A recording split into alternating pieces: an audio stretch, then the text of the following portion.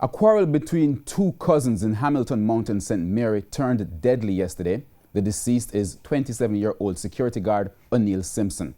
Reports are that after 10 yesterday morning, the cousins got into an argument which led to the deceased beating his cousin with a machete. The men's grandmother, Valerie Burrows, says the cousins who was beaten left the yard, but moments later he returned and delivered the fatal stab.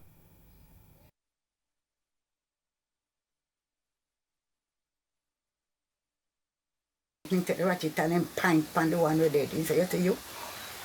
We are going there today. Watch what happen to you today. And as he use that word, the one who dead, rush him again with the cutlass right side of me. And give him one slap. And as he give him the slap. Stab him. Right. Right at my foot in dead right there so. All me know. When he get this stab, he run come in at the house. The house blood up and say, Mama, call care. The boy stab me in my heart. And he have me auntie over there so. And he call the auntie 2 times. He say, Auntie, and that was the last word.